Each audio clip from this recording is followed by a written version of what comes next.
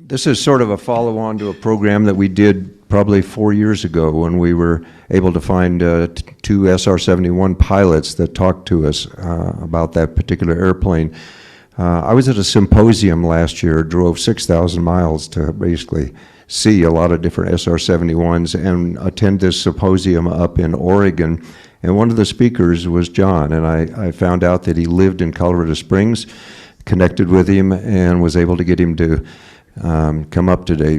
He's been involved in a lot of dangerous things in his life of 23 years in the Air Force.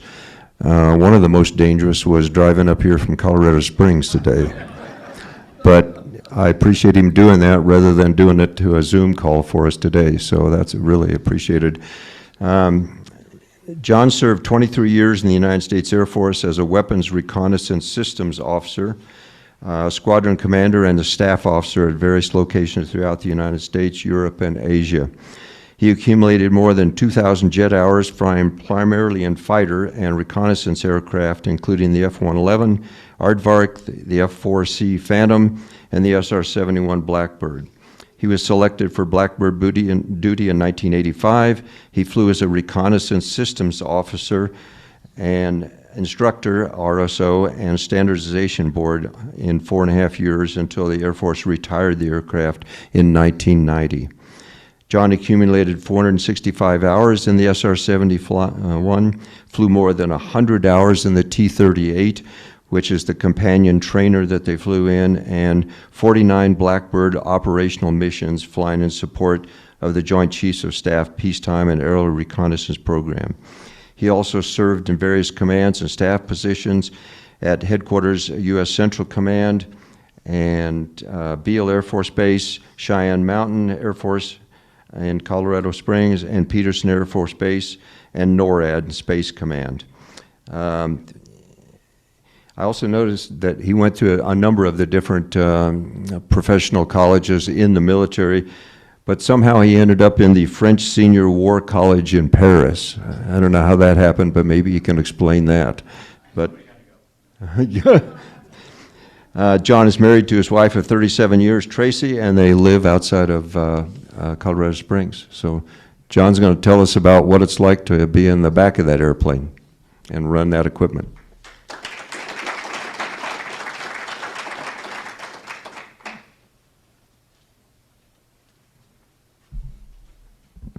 Thanks, JD, for the nice introduction. And ladies and gentlemen, it's a pleasure to be here with you today to tell you a little bit about one of the United States' greatest technical achievements in aerospace, and to be able to provide that to you in person.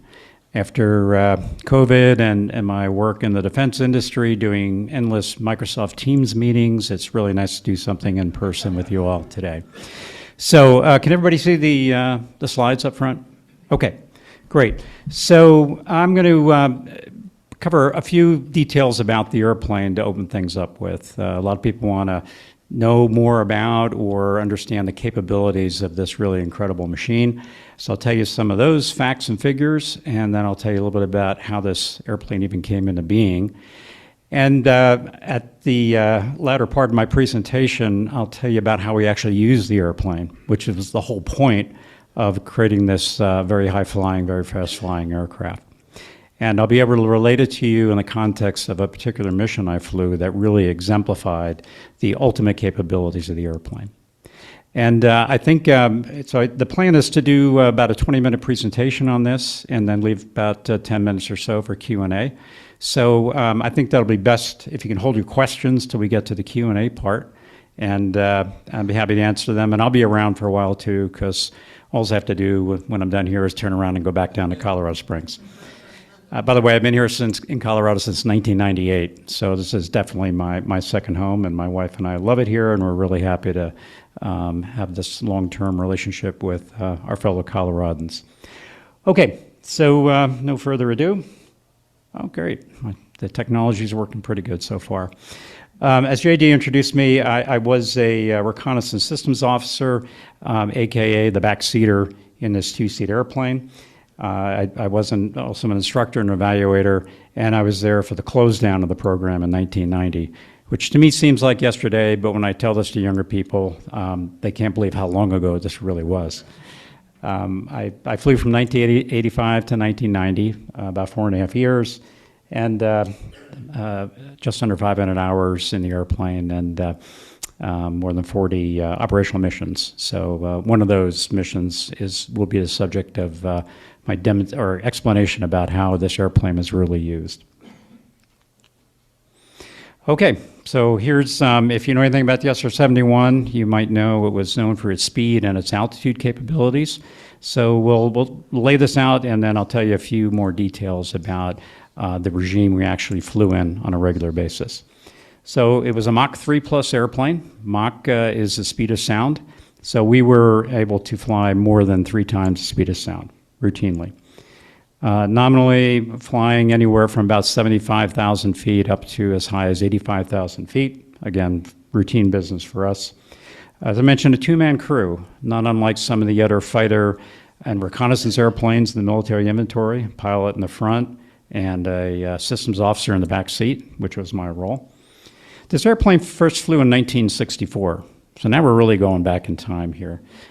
This incredible machine was conceived in the late 1950s and actually built in the early 1960s. And it was finally retired in 1990, and it was as good, even better airplane than it was when it was built, when we decided to retire it. And it still holds all the significant records for a manned aircraft in terms of speed and altitude.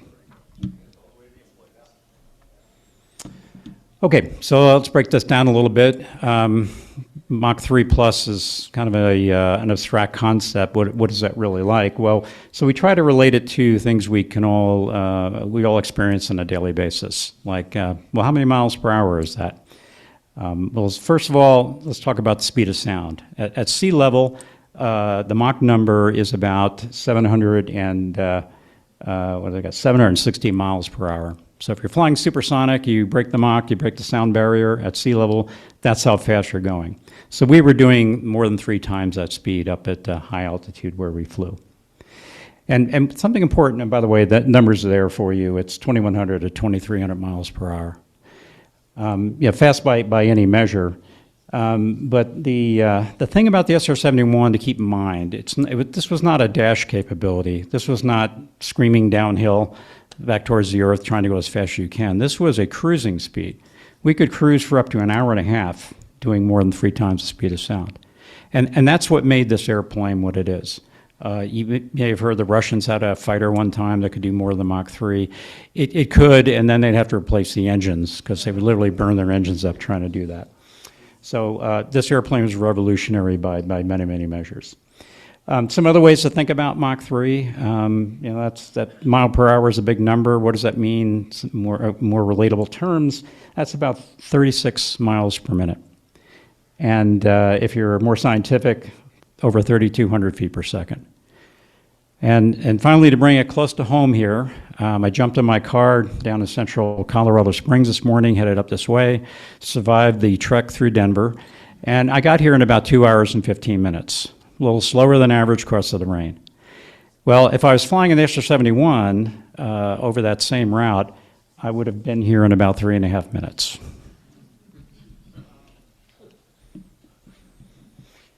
Now, altitude, as I mentioned, the operating regime of the airplane from 75,000 feet near the end of a leg would be closer to 80,000 feet. The record is higher than that. It was up around 85,000 feet. So where are you in terms of flight regime at that altitude? Well, first of all, you're above 98% of the atmosphere. It's a progressive change, a rapidly progressive change in terms of air density and air pressure to go from the surface of the Earth up to 85,000 feet. Although we're a long way from space, we did not wear space wings. We had regular Air Force flying wings. Still, you're almost out of the atmosphere up at that altitude. So you're in the upper 2% of the atmosphere. It, of course, is very cold up there. That's not surprising to anybody who knows about even flying around in airliners, how cold it is outside.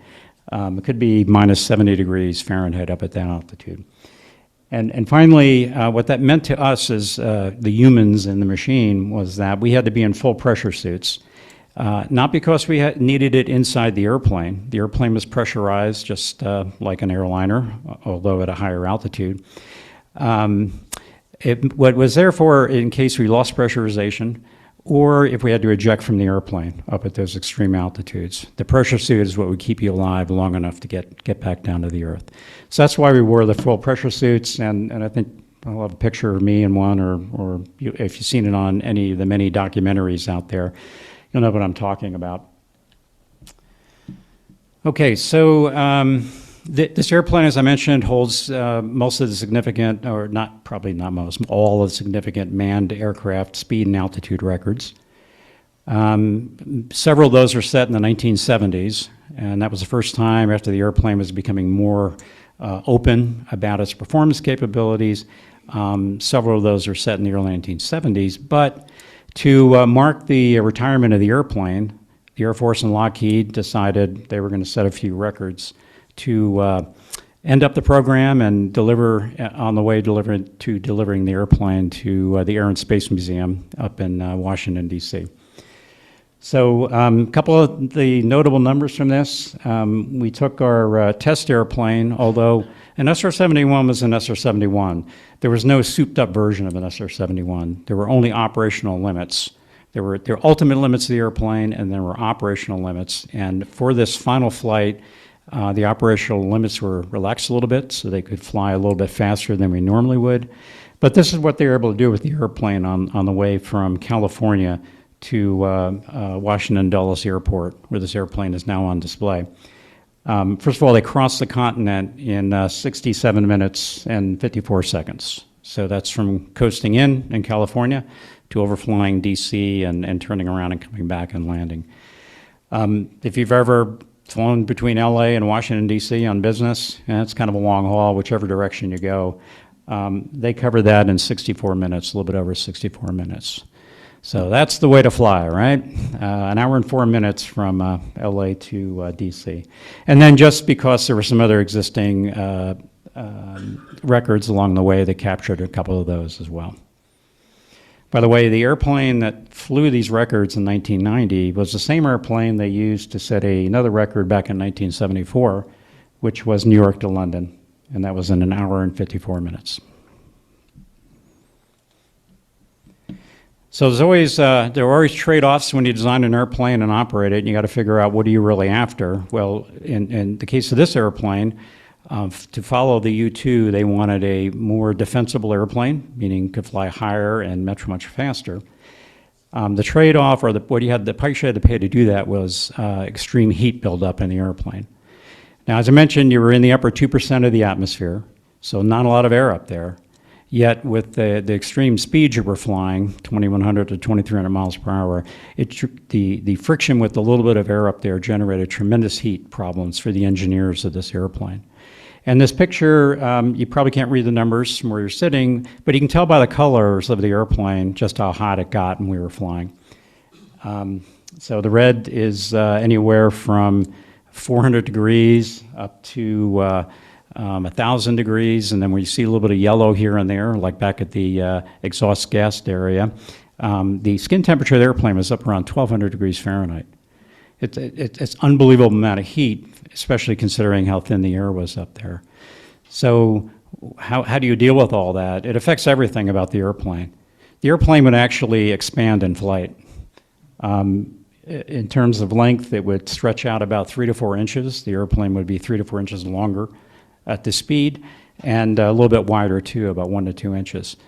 And you could not do that with conventional materials that we build airplanes out of, like aluminum. This airplane had to be built out of something like steel or titanium, and the choice ultimately was to build a titanium alloyed airplane.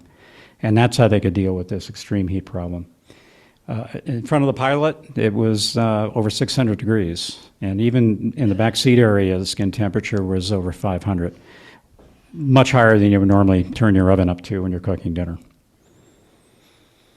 However, in the cockpit, the cooling was so effective that we had a very normal, high, mid-70s type environment to live in. It was great.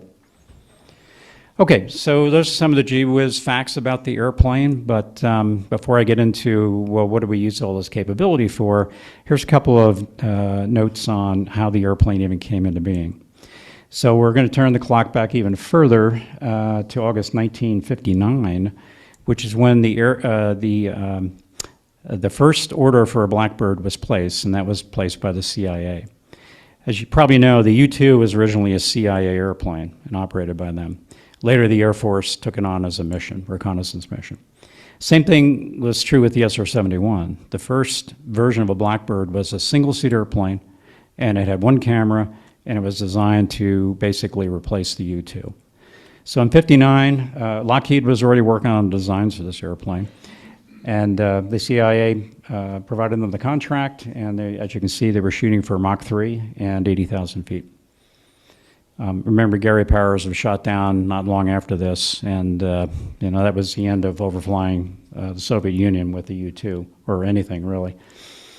So not long afterwards, the Air Force started getting involved. In April of '62, they flew the first A-12. That was the name of the CIA airplane.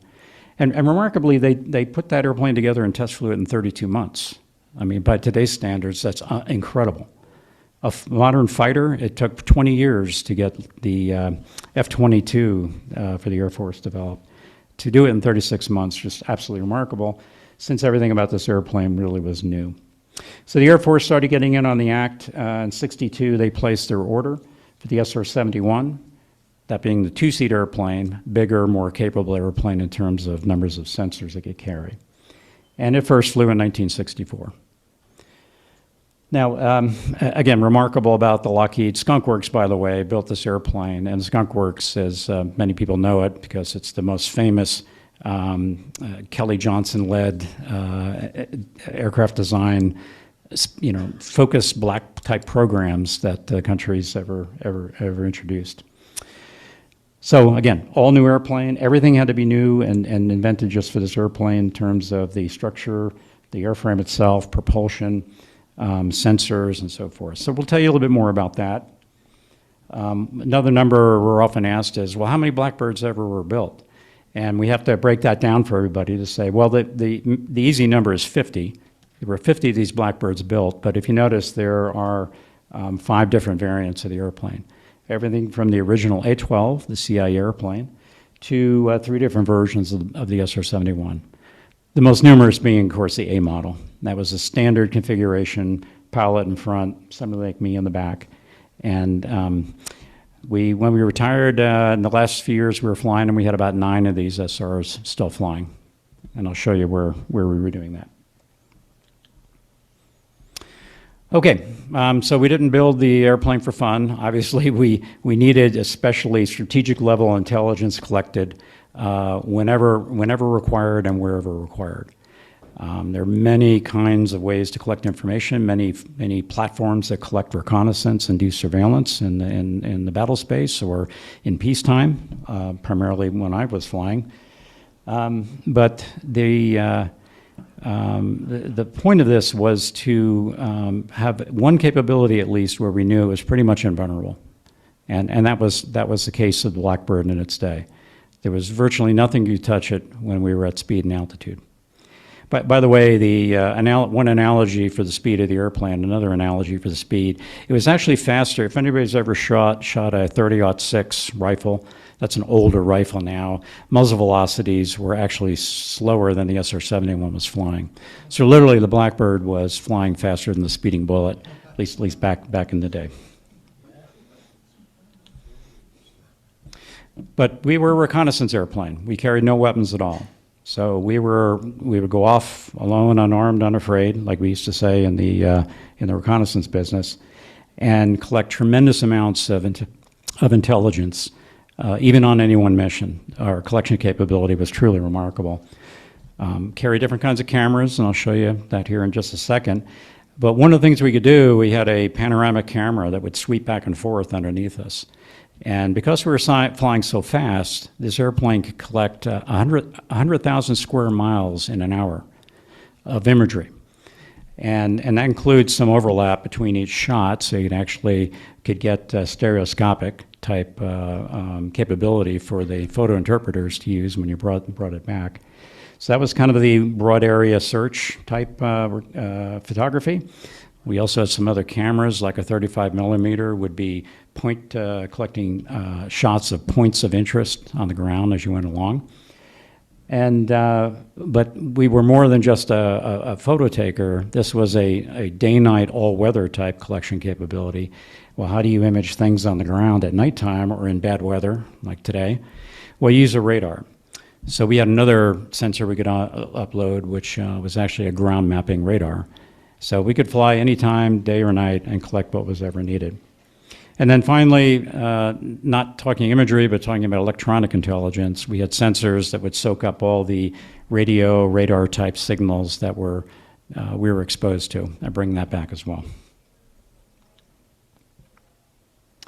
So the top left picture shows you one day they laid out all the different kinds of sensors the airplane could carry, and just looking at the numbers sitting on the ground there, everything from what would go in the nose to the lower belly of the airplane, they were configured based on the requirements of any mission. And the lower right picture shows you where the install points were for each of those sensors. This is a shot of the back seat. This was my office for a wonderful 4.5 years. And I only brought this up. It's part of another presentation we do to introduce folks to the front seat and the back seat and walk you through the cockpits and so forth. But to give you a sense of what one of the many roles I had in the back seat, how I would interface with the cameras and the other kinds of sensors if needed. The airplane was highly automated for its day. It flew on autopilot up at high altitude. The cameras, the sensors I was mentioning, were all automatically triggered to run on and off. And this was a 1960s airplane. It did eventually get digital computers later, but by and large, it was basically the same airplane that flew all those 25 years it was in service. Okay, where do we do our business? Now, this was a strategic reconnaissance platform, meaning that when we were off collecting on an operational mission, which I had 40-some of those, the Joint Chiefs of Staff were the taskers for those missions, and it was not unusual for the products we brought back to go up very high in the government, including all the way up to the president sometimes. It was something of great interest, which we'll talk about here in a second. But we had our home base was at Beale Air Force Base, Northern California, so this is a little north of Sacramento. This is where we trained. This is where we came home to after doing tours overseas. The other two locations, one was in Okinawa, Japan, on the top right of the graphic there, and that covered that part of the world. We could reach almost anywhere in Asia, in the Northern Hemisphere from there. And at the bottom, we had another detachment in England. So we kept airplanes overseas. The crews would rotate back and forth. We'd spend about 6 weeks in one location, then come back. And it was, among other things, flying this airplane, of course, was the greatest experience of my life and for a lot of aviators. But it's also some great locations to go to as well.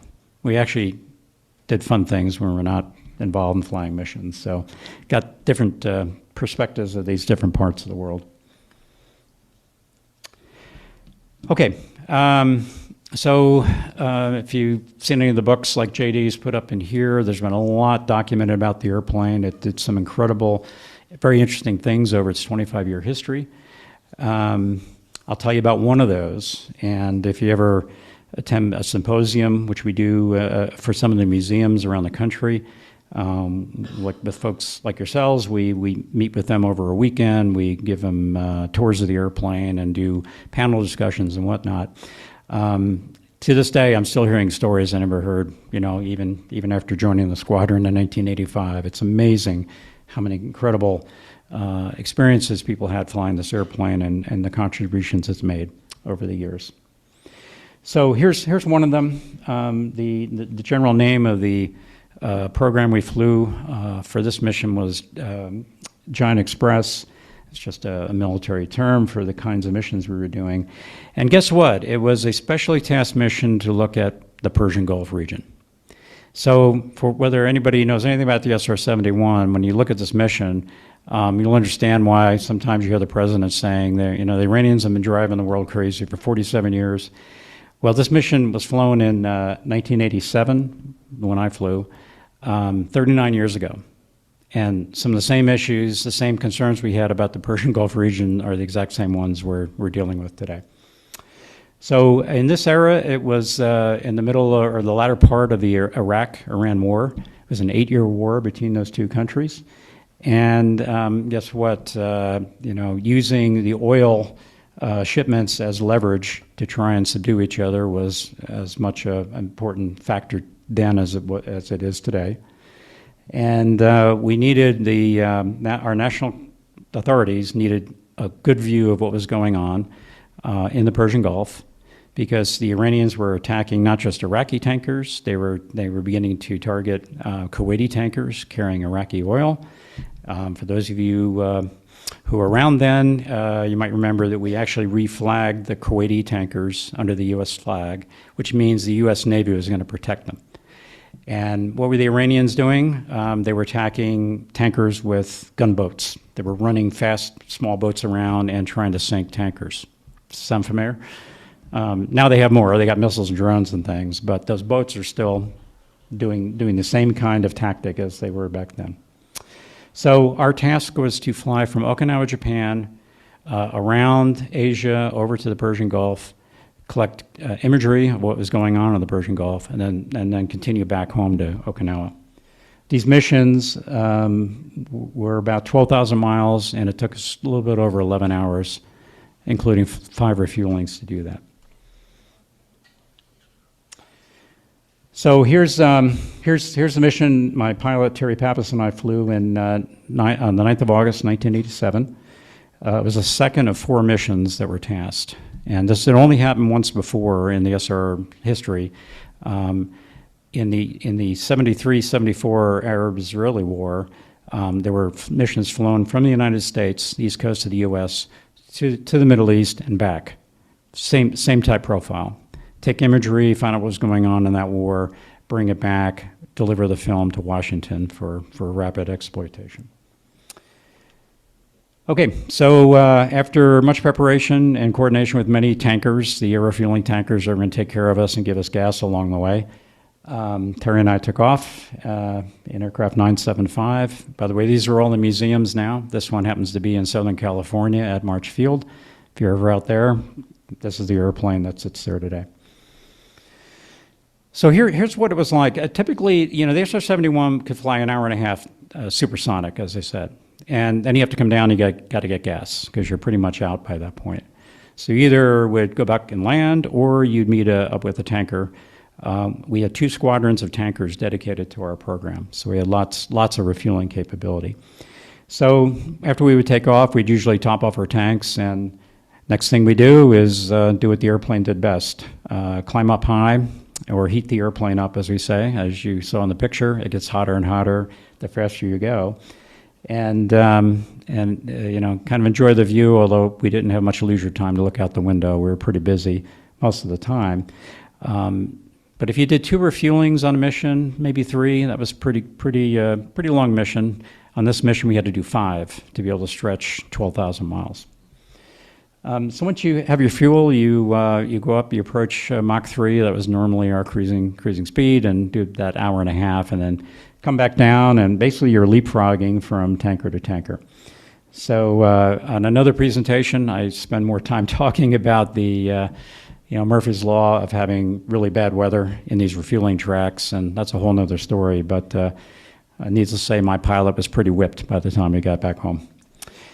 A third refueling, and this third refueling was going to take us into the target area, and very familiar territory. Many world crises are occurring in this part of the world. But we literally had to go into the Persian Gulf area, fly around, and come back out, and that's where we did most of our imaging. So just a couple things about this. You can see the yellow ground track there. That's pretty much what we flew. And what we were doing was taking photographs of the whole Persian Gulf area, but we were trying to see underneath oil platforms where the Iranians were kind of staging their boats. They would hide underneath there to be, try to be stealthy and then go out and attack ships. So we wanted to see what was actually on the water. And as we came up around the corner, we, of course, had a much better look into Iran. So we could see, from our altitude, you can see a long ways into a country, even if you're over international waters. With our side-looking cameras and electronic intelligence equipment, we could find out a lot about what was going on there. And they probably never knew we were there, quite honestly. An airplane's flying at 80,000 feet, Mach 3, unless you happen to catch a sonic boom, you're never going to know it's there. Now, here's something people kind of chuckle at this, but we had to slow down to make this turn, right? So you can see it's kind of a sharp turn right there, Strait of Hormuz. We're fighting over that right now again, right? For us, we had to slow down to Mach 2.6 to make this turn. And people kind of chuckle at that. You slow down to Mach 2.6. Yeah, and we had to come down. If the airplane slows down, it's going to come down altitude-wise too. So we were down around 66,000 feet, getting a little bit uncomfortable. In theory, the Iranians had some F-14 Tomcats and F-4s from the Shah's era, and the probability of them being able to attack us was very low. But you never know. You never know what the extremists will do. Anyway, it turns out we had, of course, perfect weather. There's not a whole lot of clouds in the Middle East, and had brought back some of the highest resolution photography they've had of that area for a long time. On the way out where that star is, the yellow star, that was another refueling point for us. And if you notice, it's a little bit close to Iran. Now, when we're refueling, it's kind of like an airliner. We're down around 25,000 feet, hooked up to a tanker, flying very slow from our point of view. You're most vulnerable when you're on a tanker like we were at this point. Now, that made the threat maybe even a little more credible. Maybe the Iranians would take an F-14 and try and ram us or something if they had no missiles to fire. So as we hooked up with our tanker, this KC-10 here, you see the SR in the back, I looked out my side window and I saw an F-14 kind of out there flying along with us. First thing I was thinking, well, is that Iranian or is that American? Well, fortunately, it wasn't long to recognize the U.S. Navy symbols on this airplane. And what we didn't know when we planned the mission is the mission planners decided to have us refuel when we were close to Iran over top a carrier battle group. And I'll tell you what, it was very, very reassuring and relaxing to know that we were right on top of a carrier battle group, the best defended water in the world. And these F-14s came up to kind of ride along with us, just kind of keep an eye on things. And this is a picture of the actual mission. To get a picture of yourself on an operational mission is extremely unusual. But the back seater in the F-14, this guy's a wingman, they always have cameras with him. So he took a couple of snapshots for us and sent us the slides. And here it is. We were really there. This was not fake. Okay, and then it's just reversing the course, heading back up fast, come down to get some more gas, and ultimately find our way home to Okinawa. And that was a night landing. We had taken off in the morning, came back at night. And as I said, for my pilot, the physical demands of being in a pressure suit, doing 5 refuelings, 2 of them in really bad weather, he was kind of a limp rag at the end of all this. But when we turned the airplane back to the maintenance team, we had no write-ups at all on the airplane. It was as good as when we took off. A real testament to the incredible combination of Air Force and Lockheed maintenance that took care of this airplane. Just another day, just another day at the office. So it's kind of fast, and I'm sure if you have questions, please feel free. And there are no silly questions here, but why don't we start with that? And in the back, ma'am, you had your hand up there first. Go ahead. Well, thank you for your service. My father served 29 years in the Air Force, and he was a boom operator on KC-135s. There you go. We love those people. So that was really sort of, and you covered it, is, how and what size of tanker refueled your plane, and, a little bit about that, which you did share, but thank you for your service. Thank you. So if you're flying at 75,000 feet, why did you have to go to the south end of India? Why couldn't you have just flown across the top? Question was, why couldn't we just fly across India, right? Why stay over the water? Well, because that would take a lot of diplomatic coordination to make that happen. And we could fly over international waters anywhere, anytime we wanted to. So I don't know if you remember the attack on Libya, on Gaddafi in Libya. The F-111s out of England had to fly all the way around France and then come in through the Straits of Gibraltar and all that. France would not allow them to overfly their country. So we didn't want any complications. So if you could make it over international airspace, that's what you would do. I think the mission of the SR-71 was taken over by satellites, basically. Do you foresee anything in the future that would require a platform like this coming back online? That's a really good question, and it was the big debate in the late 80s, early 90s, when the Air Force decided to retire the airplane. Why do you need an airplane when you got overhead? So it was becoming more common knowledge that we were doing, imagery from space and so forth. So here is the trade-off. One, satellites, of course, are phenomenal capabilities, and we rely on a lot of them for all kinds of intelligence collection. But they're also predictable. If you're certainly a first world nation, and maybe a second world nation, you have access to information about where these satellites are and what they're doing. We do our best to keep that under the covers, but it's getting harder and harder to do that. And an airplane can go anywhere, anytime you want it to, right? So you have more flexibility with that. And what's happening now, drones are revolutionizing aerospace and certainly warfare. There are little ones, there are bigger ones.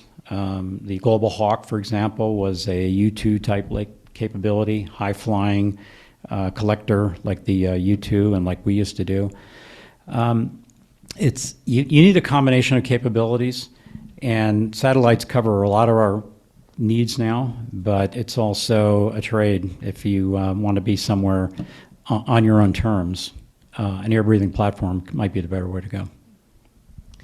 I'm kind of curious, when with the capability of the cameras and the machine, in 2003, for the weapons of mass destruction, I'm curious why we didn't have better information with all the accuracy and the resolution that is capable. Second question is, were you trained in case the pilot had, a heart attack or something like that? Were you trained to fly it if you had to? I'm going to answer your second question first. What is missing from this cockpit? This is the rear cockpit of the airplane. No stick, no rudder, no throttles. No, this was a totally systems cockpit, could not do that. Intelligence is the big domain of answering questions, providing information. Reconnaissance is a contributor to that. Reconnaissance are photographs and radar images and things like that. But ultimately, somebody has to put it all together and come up with an analysis of the situation. So there are many, many inputs to that. Yep, right here. Are we doing time-wise? We're good. Okay. Yes, sir. Do you give me an idea of what, from development to production of first plane, what that cost would be back in 1960s dollars? For the SR-71 specifically? Yeah. I probably in the billions, I would think, if you translated it to today. But it was such an urgent need for it, and only because even though the Skunk Works was a tremendously efficient organization to engineer, to overcome the engineering problems they had, and to build those airplanes today. I don't know if we would ever be able to do it today. But there was that kind of national will to get it done. Performance was number one, and cost was second to that. I'm sure back in the day, or even now, if you're a jet jockey, everybody in the Air Force would want to fly this thing. What kind of special requirements were required for even being able to apply and and get told no type of thing? Yeah, there were many points along the way you could be told no, certainly. Just briefly, a pilot, as a minimum, pilot had to have 1,500 hours flying experience. Backseaters was 1,200 hours. I was about 6 or 7 years in the Air Force before I could even apply. Then you enter a selection process if your owning organization was even willing to let you go to do this. You'd be screened and compared against all the other applicants, and a very small number would be invited to interview. And that interview was a week-long process of simulator evaluation, physical evaluation, character and personality evaluation. It was actually all part of that. But at the end of that pipeline was only about 3 crews a year were being selected. So 1 pilot, 3 pilots, and 3 RSOs a year. What kind of jet fuel? Was it standard jet fuel that you used, or was it something enhanced that enabled you to get up to that level of speed? Yeah, again, going back to the problem of heat, everything was specially engineered for the airplane, including the fuel. So we burned JP7. It was a cut of kerosene with a very high flash point. Obviously, with the airplane as hot as it was, you could not have anything that would easily ignite inside the airplane. So, yeah, and in fact, we would keep a head pressure on the fuel in the tanks using nitrogen, an inert gas, to not allow vapors to build up in there. And remarkably, the way they solved the problem with the heat building up in the airplane, you need coolant to transfer that heat into some other kind of energy and get rid of it. They would actually cool the airplane with our fuel. The fuel was circulated around the airplane, and once I got up near about 350 degrees, then they would send it to the engines to be burned. You cannot ignite our fuel with a match. You had to use a special chemical to ignite it. John, can you, when they retired the airplane, part of the opponent's approach was how much it cost an hour to fly this airplane. Right. The satellite guys. Could you talk briefly, if you know anything about that, and could you talk about the resolution capabilities of this airplane? Yeah, the budget battles. I as a contractor, I've supported both the Air Force and the Space Force and the Pentagon. Never got into the pitched battles over the money fights that go on there. And if you go back to 1990, Cold War just ended, right? The Berlin Wall came down, and hooray! The Cold War was over. Time for the peace dividend. There was a rapid drawdown in the military, and the Air Force beat everybody to the punch. They were drawn down quicker than anybody else in 1990. So the budget was shrinking quickly. And one of the arguments was, well, we can do everything with satellites now. You just heard my response to that. But the way you count, the way you price things in the Pentagon kind of depends on what your political objectives are. What does it really cost to get an image from an SR-71 versus a satellite? Well, if you threw in everything about the SR, all its logistics, and all the refueling money that was spent on that, the squadrons that refueled us and whatnot, the numbers, became a numbers battle over price per photograph or something silly like that. And then there were people who just didn't think the Air Force should spend that much money on reconnaissance airplanes.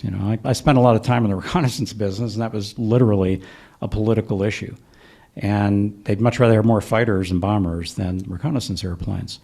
So it was kind of easy to say, the debate's over, satellites can do everything. Well, they can't. They get better every generation, but they're still predictable, especially against our competing countries in the world who have similar space capabilities. We hear increasingly about hypersonic missiles nowadays. Yeah. Would this airplane have been safe if they existed at that time? Surface-to-air missiles, which are designed to shoot down airplanes of all kinds, have only gotten increasingly powerful and faster. They're not hypersonic necessarily. Hypersonics, for the most part right now, are attack-type weapons, and they're formidable. But having said that, the latest surface-to-air missiles are incredibly more capable than what they were in our day. But still, shooting a bullet down with a bullet is a tough problem, especially if you're shooting it from an airplane, never mind something on the ground. And yeah, would it be more threatened today than then? Yes, but then again, we might have had even better electronic warfare capabilities today than we did then. Yeah, I'm sorry, JD. So the resolution with the photographs, the day photography is very high resolution. I mean, you can see things down to inches. I don't know what the exact numbers were. It was still better, or at least only being matched by satellites at that point, because they're shooting from much further away. But the radar imaging was also quite impressive. I could actually see the radar imaging in the cockpit, which was not the full resolution that you'd get during ground exploitation. And you can make out things. I used radars my entire career, like some of you did. In the 1980s, the ground mapping capability with the radar was similarly impressive. You could tell what a surface-to-air missile launcher looked like, just what I could see in a cockpit. We're just a little past 1:15. Do you guys want to stay a little longer to ask questions? Are we good? And you can stay a little bit longer, though. Oh yeah, I'm Thank I'm you okay. so I much. just got to beat the great snow. That's all I got to It's do. been amazing. Thank you.